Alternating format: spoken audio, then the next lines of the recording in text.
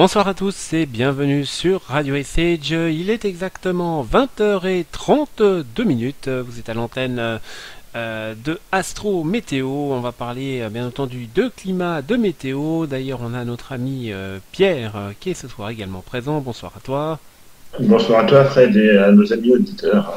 Alors, on peut peut-être parler de cette dégradation orageuse qu'on a eue sur le centre-est qui a touché également la Suisse, qui est remontée du sud-ouest pendant toute cette journée. Peut-être qu'on a deux, trois valeurs à donner. Non, je n'ai pas relevé d'informations encore sur ces orages-là, mais je peux te trouver ça pour tout à l'heure si tu veux. Oui, ça serait pas mal. Effectivement, pendant la météo, on pourrait en parler comme ça pour voir effectivement les dernières valeurs des pluies tombées, parce qu'il est quand même plus, par exemple, du côté de Genève, il a quand même plus, on va dire, depuis, sans compter les premiers orages qui ont eu lieu vers 5h30 du matin. Donc après on a une petite pause et dès 8h, 8h30, il y a eu un orage qui est arrivé et là c'était le déluge. Apocalypse, non, on pourrait presque dire. Allez, ben on te retrouve tout à l'heure pour la météo. On parlera, je te prendrai peut-être si tu as des infos sur le séisme tout à l'heure pendant la partie séisme. Il y a eu un séisme, on vient de l'apprendre du côté de Sichuan en Chine, 6,5. Ça aurait fait très mal puisque c'était à moins de 9 km du sol, donc de profondeur.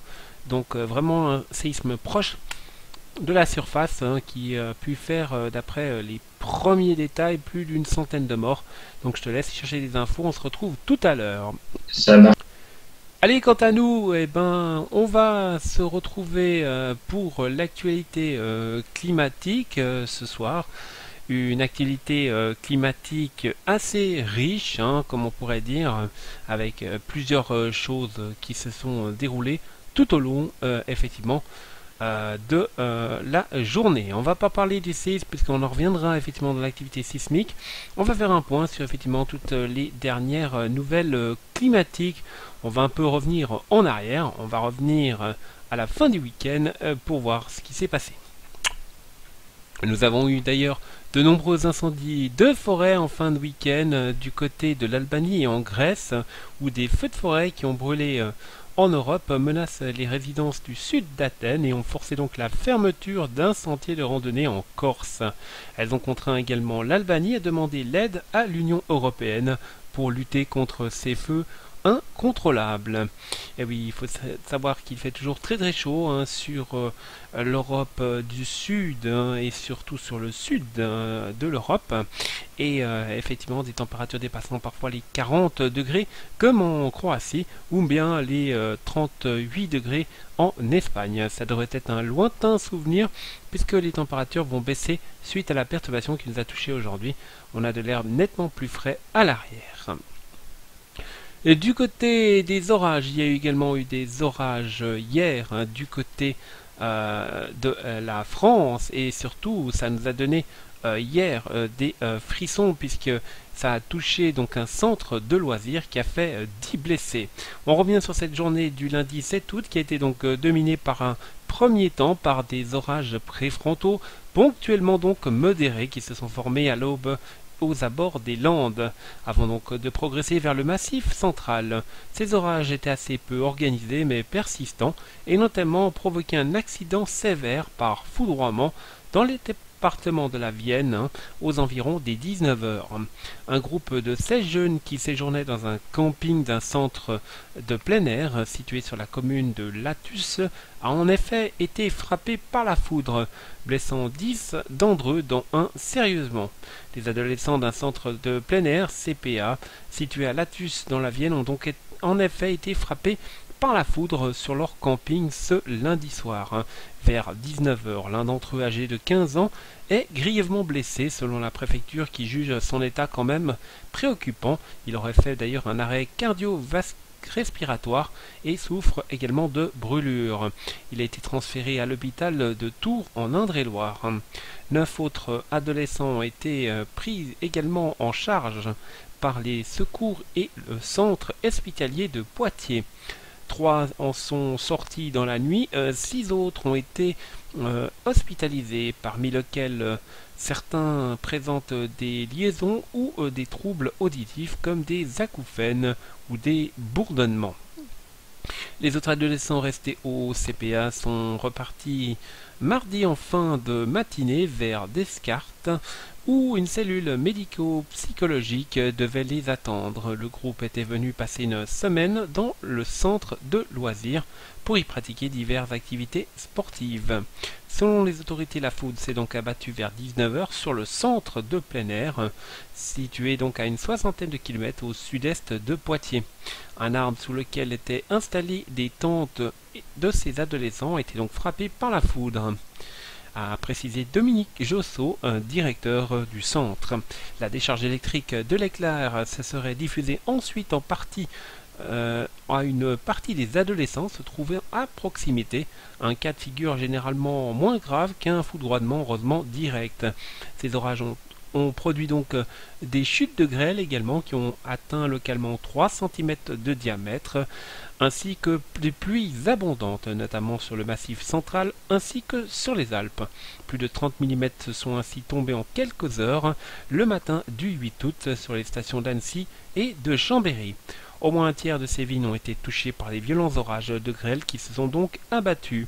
Dans le Gers, dans le secteur de Mansencone, des grappes de raisin sont tombées au sol. D'autres ont été très abîmées et le risque qu'elles pourrissent sont grands. Contractent également des maladies et ne contaminent d'autres plantes sont également importantes. Et la nouvelle nous vient de l'AFP. Allez, du côté des autres nouvelles climatiques, on peut dire qu'il s'est également passé des choses aujourd'hui, puisque du côté de Sichuan, justement, ça tombe bien avec le séisme qui a eu lieu, il y a eu beaucoup de morts dus à des glissements de terrain et des crues torrentielles. En effet, des crues torrentielles et des glissements de terrain provoqués par de fortes pluies ont tué au moins 24 personnes aujourd'hui dans la province montagneuse du Sichuan en Chine. Les conditions météorologiques extrêmes ont été déclenchées par une série de glissements de terrain et d'inondations dans le pays, faisant donc de nombreux morts et des dizaines de milliers de déplacés. Le glissement de terrain a donc touché un village de Comté de Puig vers 6 heures du matin. 4 personnes sont en outre blessées et un reste donc disparu. À 18 heures, la crue avait affecté 577 personnes et 157 familles et ainsi détruit 71 maisons. Dans cette route et ponts ont également été très endommagés. Plus de 1000 personnes ont été mobilisées pour chercher les disparus. Du matériel de secours, dont des tentes, des couvertures et des vêtements, ont été envoyés aux habitants sinistrés.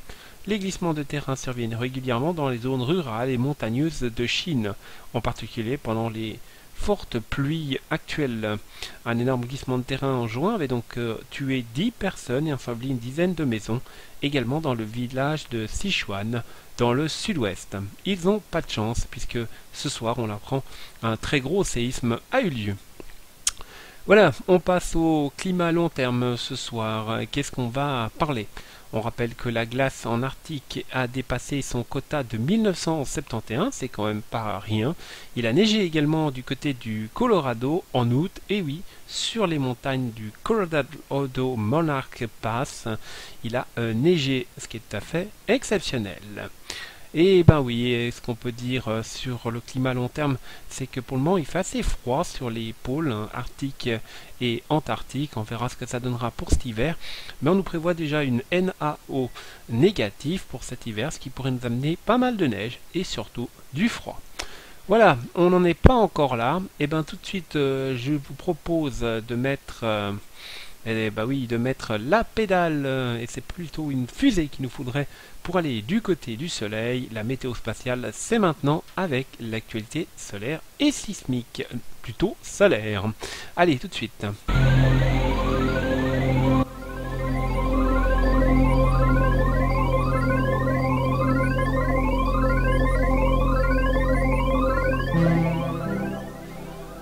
La météo solaire ce soir, qu'est-ce qu'elle nous raconte? On a toujours une seule tâche, groupe solaire 2670, 70 si vous voulez. Nombre de tâches 1 avec un nombre de tâches total sur le Soleil de 11 et cette zone de tâches solaires est en forte diminution, et que ce soit pour sa taille mais également maintenant au niveau du nombre de tâches solaires. Aucune éruption de classe X devrait se produire puisque c'est une tâche de niveau bêta seulement. Au niveau des autres tâches solaires, c'est pas terrible pour un retour prochainement de tâches solaires, et le trou coronal est en train de se combler progressivement. Pas d'éruption solaire aujourd'hui sur le Soleil.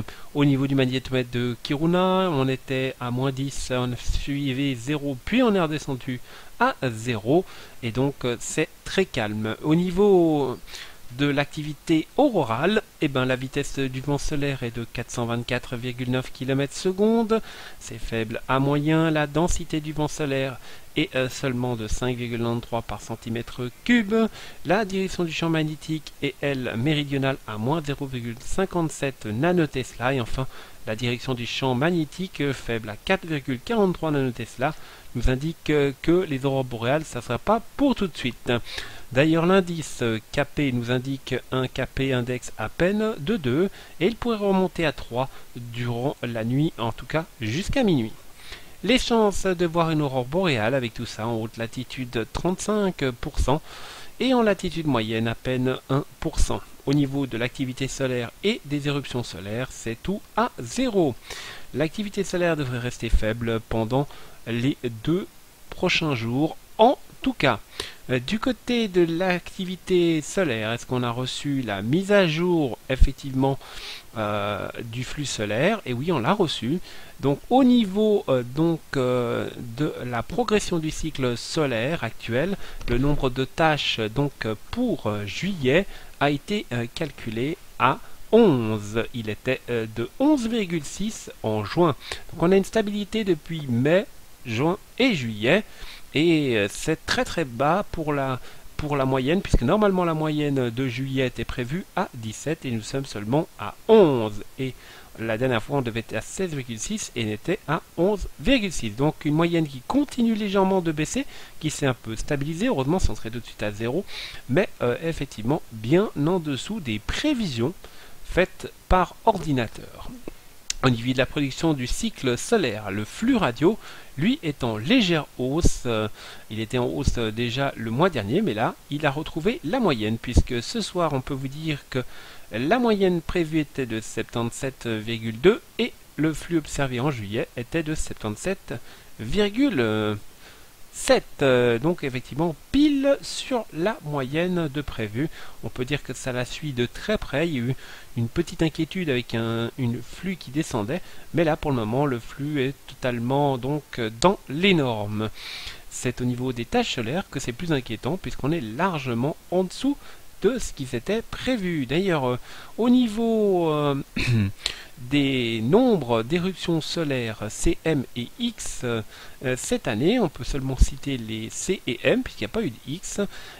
Pour 2016, on était à 320 sur l'année, et actuellement, l'année n'est pas terminée, mais nous sommes qu'à 125 de niveau C. Et pas de classe M non plus. Voilà donc ce soir pour cette activité solaire en berne, on peut presque dire, tellement l'activité est faible. Tout de suite, on va passer à l'activité sismique, et juste avant de faire les séismes, on va retrouver également notre ami Pierre qui va nous parler, qui va nous parler bien entendu du séisme en Chine. Alors tout de suite après un jingle.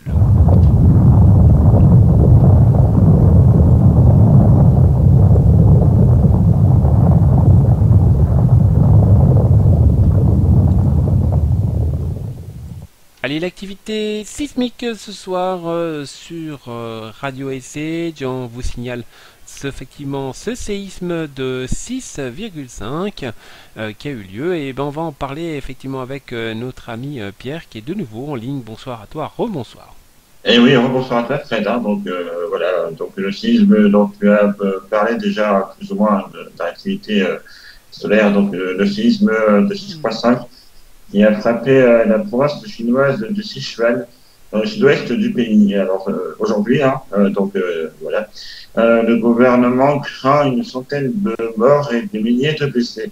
Le tremblement de terre est survenu dans une zone reculée du Sichuan, non loin de la zone où un séisme de magnitude 8 avait fait 87 000 morts et disparu en 2008. Environ 130 000 maisons ont été endommagées à tout de même. Donc, a déjà indiqué la Commission nationale pour la réduction des catastrophes dans un communiqué publié sur ce site internet, se fondant sur une analyse préliminaire du séisme.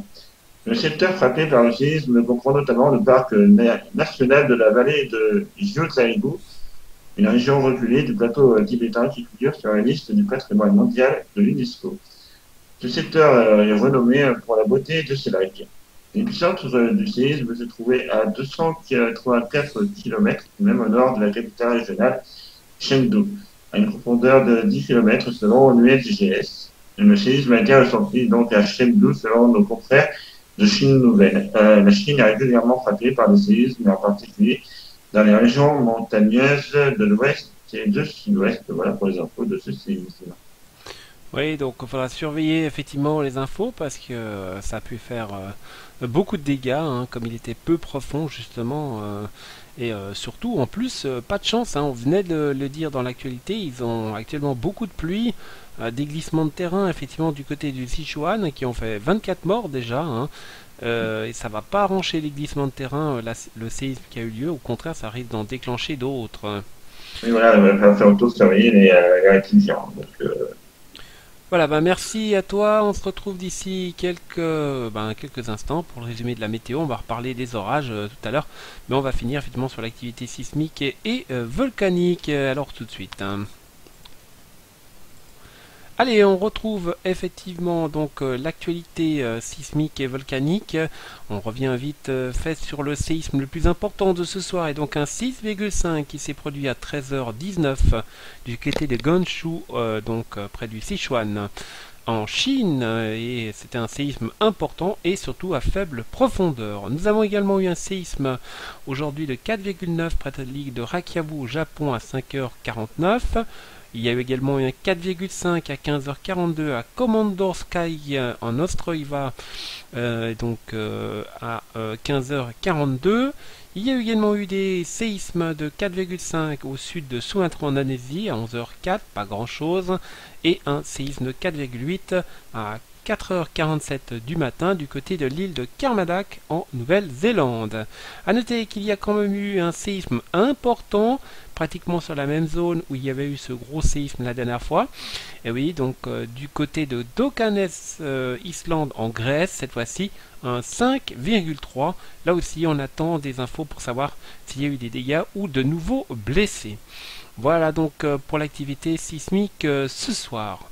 On fait un petit détour par l'activité volcanique. Ce soir, on va parler de nouveau du bidon de la fournaise hein, pour voir où en est notre éruption.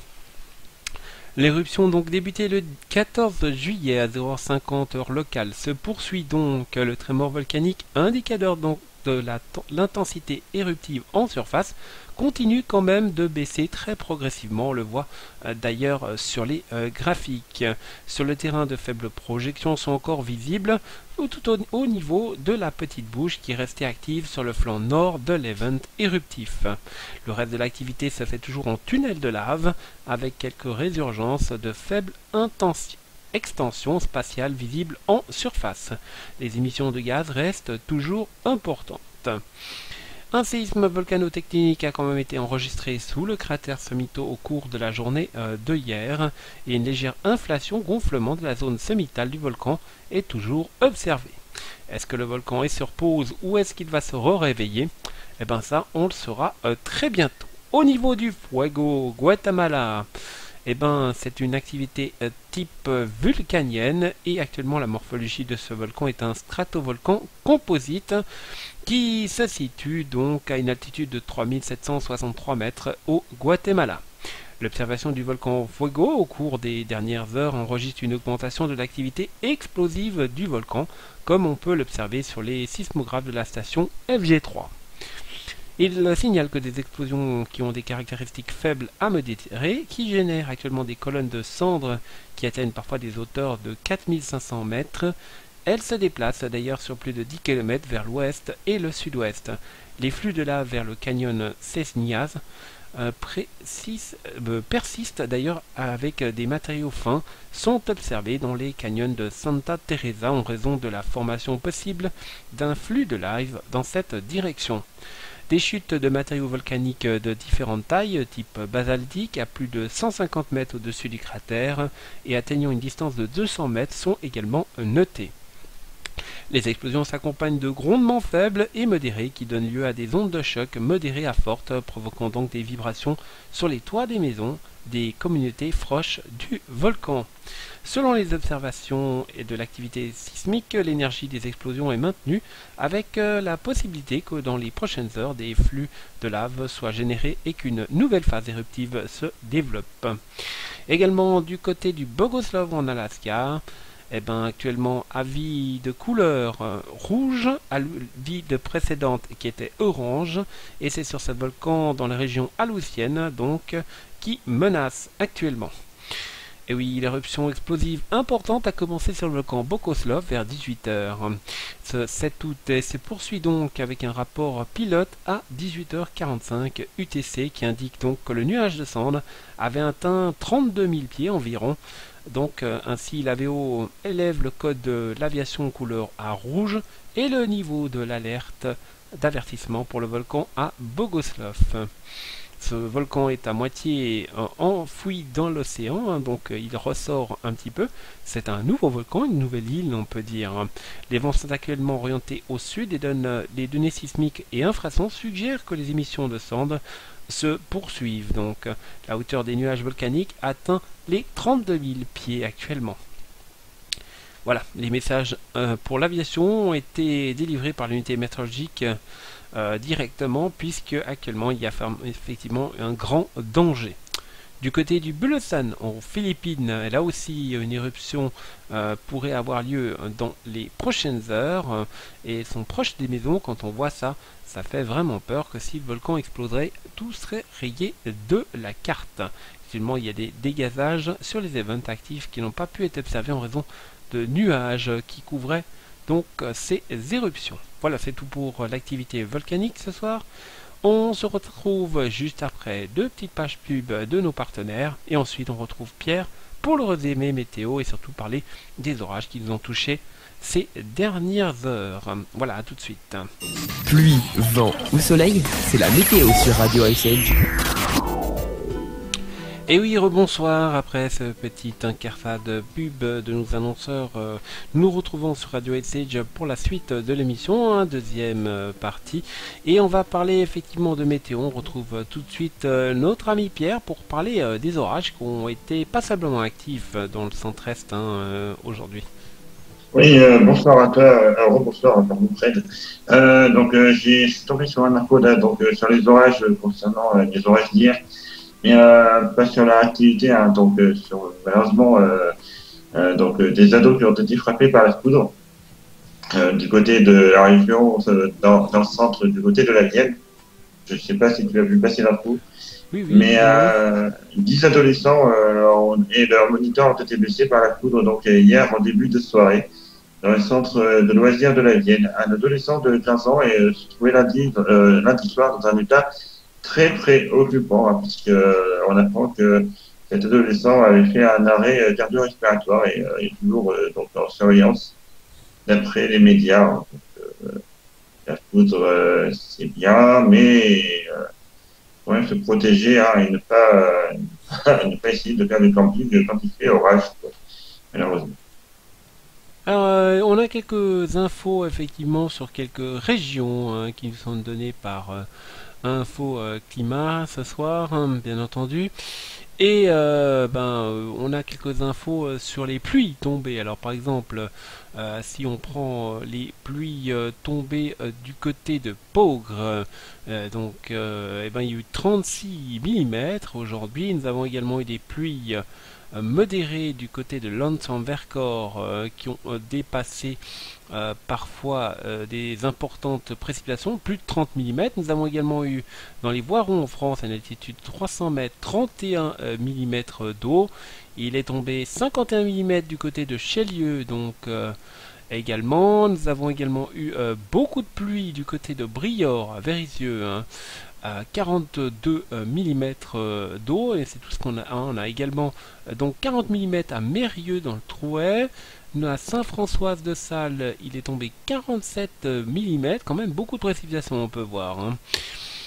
Nous avons eu également des pluies, c'est tout ce couloir qui a touché également la Suisse romande et du côté de Dole, la Dole, il est tombé 27 mm. Par contre sur le bassin lémanique en Suisse, il est tombé jusqu'à 30 mm à Sciez, hein, donc du côté des rives du Léman. Il y a également eu passablement d'eau dans les Alpes, puisqu'au col du Grand Saint-Bernard, hein, on espère que ce n'est pas de la neige, 2500 mètres ça peut, 39 mm d'eau sont tombés, et on relève également sur le centre des montagnes suisses à Montana, Grand Montana, 30 mm d'eau sont également tombés. Actuellement, il faut faire attention parce qu'on a des orages qui traînent sur le sud-est de la France, hein, du côté de Sélenay, oui tout à fait.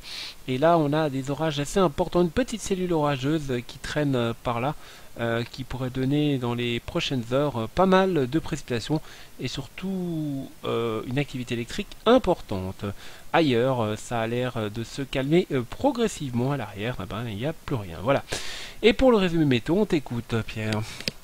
Et oui, donc demain matin, on va retrouver un temps instable, hein, donc suite à l'évacuation de ces orages d'aujourd'hui. Hein, donc on retrouvera notamment demain matin des ondées parfois accompagnées d'un coup de tonnerre, par exemple sur les côtes normandes. Hein, et ailleurs, donc de la Nouvelle-Aquitaine au Grand Est, donc il y aura quelques pluies éparses, mais pas modérées, hein, donc ça sera juste 3 gouttes. Et dans le sud, demain matin, donc, le ciel sera tantôt voilé et tantôt éclairci par le soleil. Et sur le grand sud, un grand soleil régnera, hein, donc, sans nuages, sans rien du tout pour le gêner. Donc, les températures demain matin seront comprises entre 15 et 20 degrés pour la moitié nord et de 18 à 26 tout de même pour la moitié sud demain matin. L'après-midi, une perturbation, une dégradation, pardon, une dégradation orageuse va se mettre en place, donc de la Nouvelle-Aquitaine au Grand Est, hein, donc des coups de tonnerre avec quelques poignées assez violents sont à craindre sur ces régions-là. Donc, il faudra surveiller notamment la grêle qui pourra tomber sur certains secteurs, pardon, et des rafales de vent pour accompagner ces orages.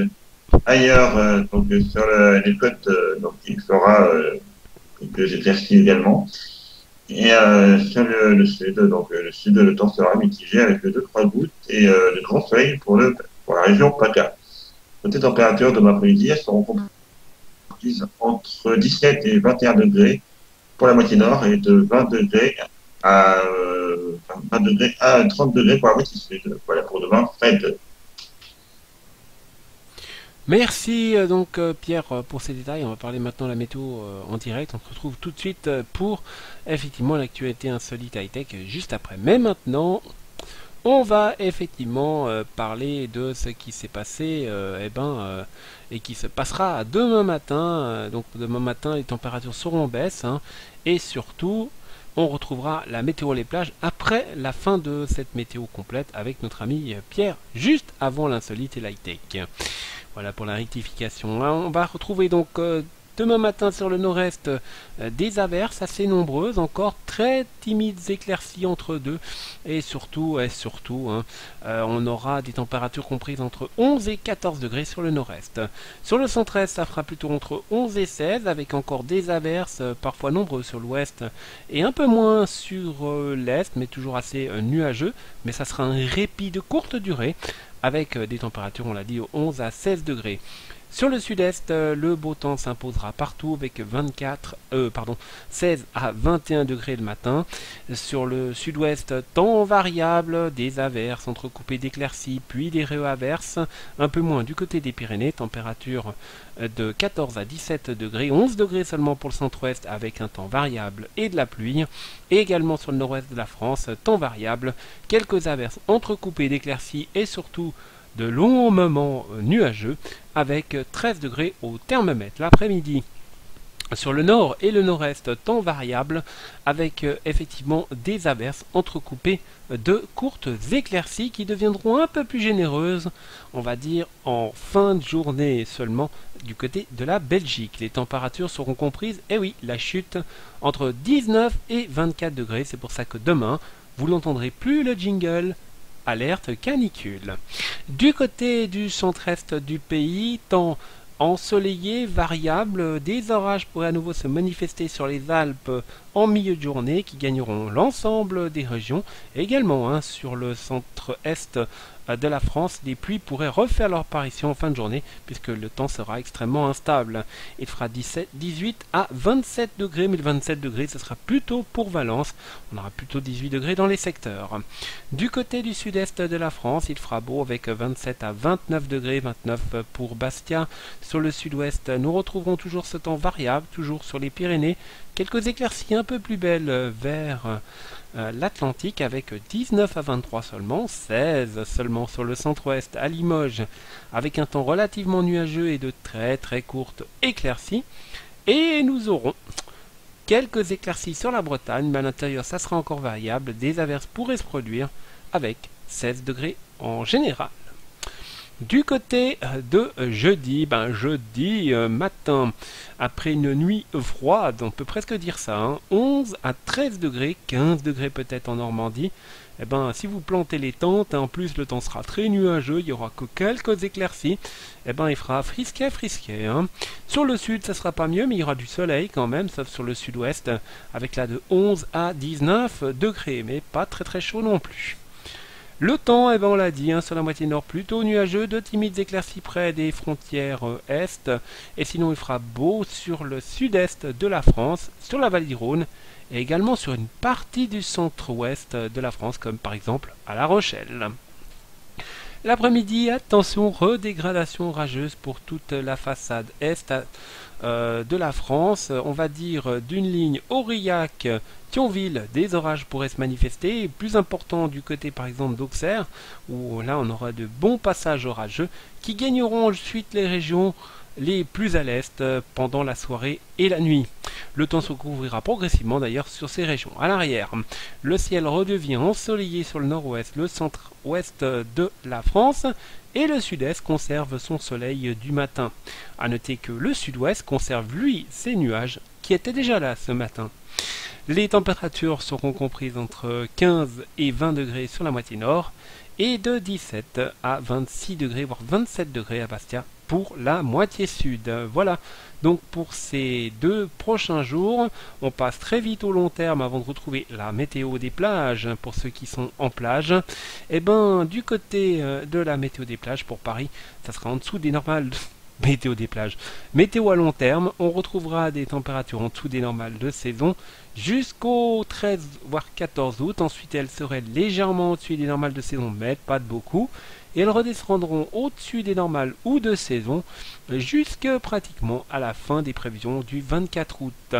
Certains scénarios voient des températures plus basses et plus longuement, effectivement, tandis que GFS de ce soir voit quand même de temps en temps des températures de saison. Au niveau précipitations pour Paris, on annonce pas mal de précipitations puisque entre le 10 et le 11 il y aura quelques précipitations jusqu'à 2,5 mm. Ensuite le 12 également des précipitations. À partir du 15 des précipitations plus importantes qui pourraient se prolonger en tout cas jusqu'au 19 août. Et ensuite ça sera de nouveau la pause stop précipitation. Au niveau de nos amis suisses et bien entendu du côté de centre-est, là on aura des températures en dessous des normales de saison, en tout cas jusqu'au 14 août. Ensuite, à partir du 15 août, elles pourraient être légèrement au-dessus des normales de saison, redescendant ensuite à partir du 18 août et elle remonterait ensuite à partir du 21 août. Certains voient des températures en dessous des normales de saison tout du long. Du côté des précipitations, là aussi, mais un peu moins que le nord de la France. On aurait des précipitations comprises entre le 10 et le 11 août. Ensuite, une petite pause, reprise des précipitations entre le 15 et le 16 août. Puis à nouveau, des précipitations possiblement plus importantes, mais c'est isolé, entre le 18 et le 20, avant la fin des précipitations à nouveau. Voilà donc ce soir pour la météo long terme. On voit, c'est pas folichon, on voit une fin d'été déjà, enfin bref, on pourrait le croire. Côté plage, qu'est-ce que ça donne, Pierre? Et oui, donc côté plage, ce sera assez mitigé pour le Grand Ouest et un beau soleil pour le sud. Donc on commence par les côtes donc de la Bretagne à la non, pardon, de la Manche aux mers du Nord. Donc le temps sera variable avec quelques ondées maritimes sur le nord et quelques éclaircies pour la Manche. Côté température, demain matin, seront comprises entre 16 et 17 degrés. Pour la Vendée à la Bretagne, donc demain matin, on retrouvera également encore quelques entrées maritimes avec 2-3 coups de tonnerre. Température comprise entre 16 degrés et 18 degrés. Pour l'Aquitaine, pareil, 2-3 gouttes ne sont pas à exclure, et avec quelques averses déjà au pied des Pyrénées bien instables. Et côté température, donc, de 16 à 18 degrés. Sur la Méditerranée, par contre, rien à dire, gros soleil dès le matin. Température comprise entre 22 et 30 degrés. Demain après-midi, donc, les foyers orageux vont rester sur les plages de la mer du Nord, je vais y arriver. Donc, quelques orages forts sont à craindre dans les pays du Hauts-de-France. Donc là, il faudra être très vigilant si vous vous baignez et de ne pas attraper la foudre en bord de mer, ce qui peut être très dangereux car là-bas, il ne prévient pas non plus où une tombe. Côté température, demain après-midi, elles seront comprises tout de même de 16 à 17 degrés. Donc, comme tu le disais juste avant, c'est l'automne qui pourrait être là dès demain sur les plages du Nord. De la Bretagne à la Vendée, on retrouvera un ciel mi-figue, mi-raisin également, avec 2-3 gouttes sur le Nord-Bretagne et donc un ciel dégagé sur la Vendée. Pardon. Donc côté température, elles seront comprises entre 16 et 17 degrés. Sur bassin aquitain, donc le ciel sera à peine gâché par 2-3 cumulus et pourront donner 2-3 gouttes sur l'estuaire de la Gironde. Donc voilà. Côté température, elles seront comprises entre 16 et 18 degrés. Et en Méditerranée, 2-3 nuages seront là pour décorer le ciel également l'après-midi. Côté température, elles seront comprises entre 20 et 29 degrés pour demain. Côté UV, ça se dégrade forcément avec le temps sur la mer du Nord. Il sera un tout petit 4 sur 10. De la Bretagne à la Vendée, ça sera de 3 à 5 sur 10. Sur l'Aquitaine, il sera compris de 5 à 6. Et sur la Méditerranée, il sera encore de 8. Donc, extrême prudence pour la Méditerranée demain. Voilà, Fred. Merci effectivement pour ces détails. Tout de suite, on tourne la dernière page de l'émission avec, bien entendu, l'insolite et l'high-tech. On commence tout de suite par l'insolite après un jingle.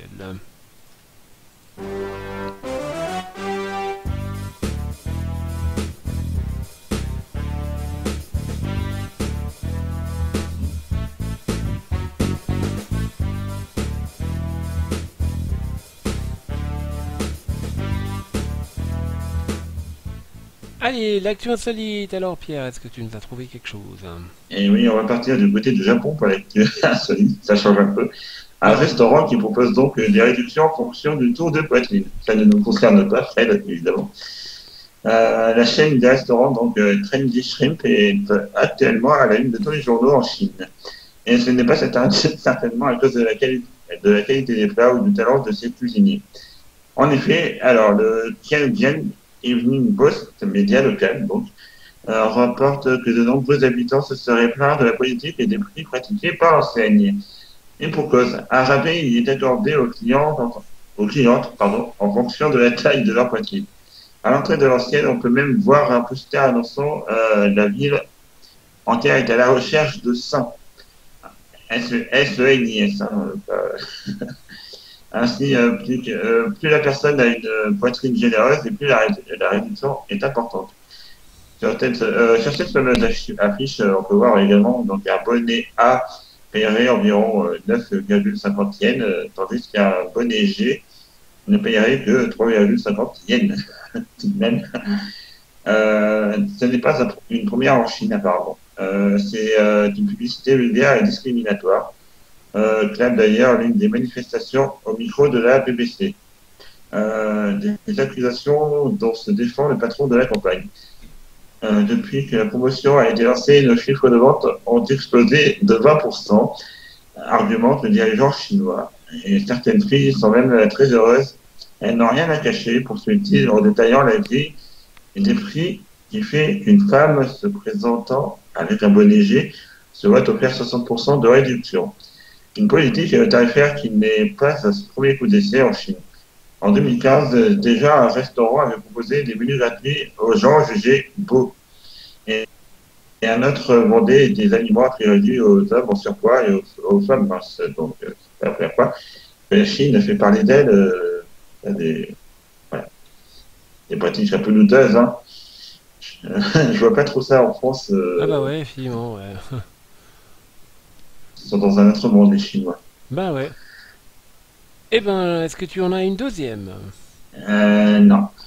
Eh ben, on va parler très vite d'une actualité insolite. On a peut-être déjà parlé au Kenya. Une femme a accouché donc en allant voter. Une jeune Kenyane a été prise de contraction juste après devant le bureau de vote. Elle a accouché donc d'une merveilleuse petite fille. Et ben voilà, hein, comme quoi, c'est un vote heureux.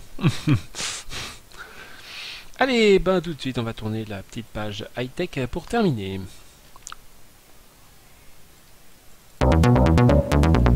L'high-tech, alors, est-ce que tu nous as trouvé quelque chose? Non, j'ai pas eu le temps de faire mes devoirs. Eh ben, effectivement, high-tech, il regrette ses conseils en matière de mots de passe. Bill Burr, à l'origine en 2003 d'un document sur la gestion des mots de passe, a admis s'être trompé en recommandant de créer des codes secrets complexes. Bill Burr, 72 ans, a avoué au Wall Street Journal s'être trompé en 2003 en publiant à l'époque un document de 8 pages intitulé NIST Spécial Publication 800-63 Appendix 1.